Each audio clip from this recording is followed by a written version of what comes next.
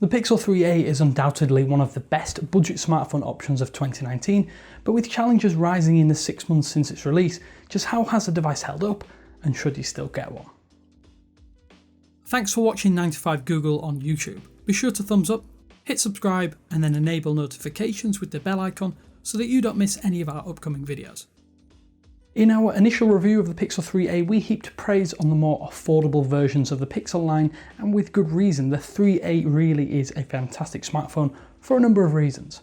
Yes, the design is a little bit out of sorts when compared to the new Pixel 4, but that two-tone finish that follows the Pixel 3 is cohesive, consistent, and at a glance, you probably wouldn't know this was a sub $450 phone.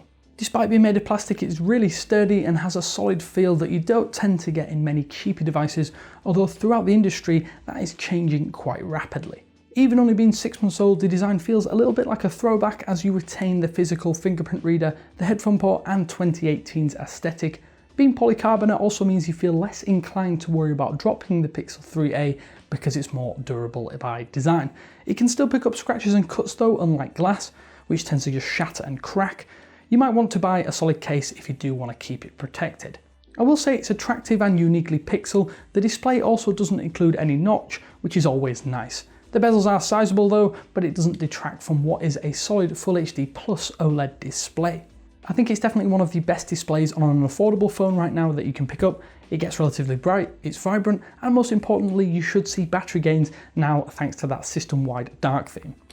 I was particularly worried about the Dragon Glass of this display, as it's equivalent to Gorilla Glass 2 in terms of strength. I have a screen protector on it now though as a precaution, and it might be something to think about if you are planning on picking up the Pixel 3a.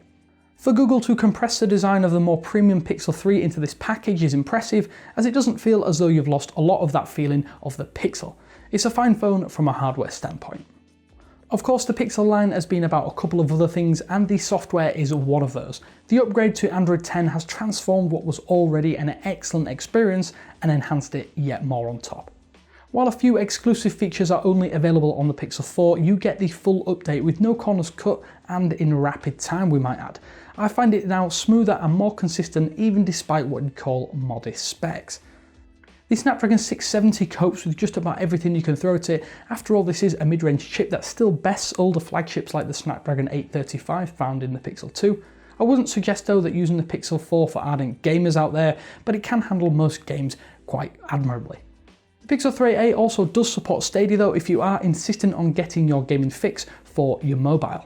In general use, there are very minor slowdowns at times that you might notice from time to time if you've come from a flagship or high refresh rate display.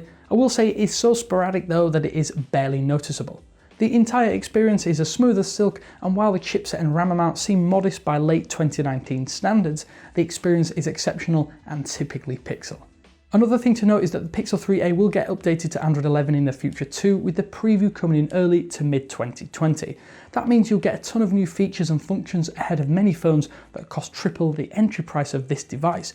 It's one of the cheapest ways to get the latest version of Android, and that is really impressive from the outset.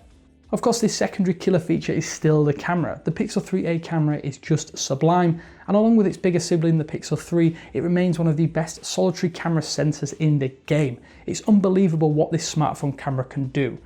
I've found the processing time a little frustrating at times, but it is a small price to pay for images of this overall quality.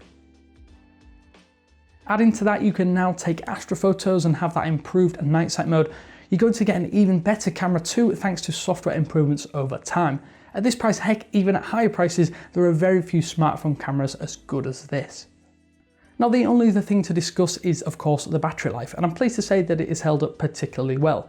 The modest chipset and only Full HD Plus display clearly help with battery longevity, and the Pixel 3a XL in particular is a real champ. Although a bad metric, I see 6 to 7 hours of screen on time regularly, and it withstands even my most intense of days.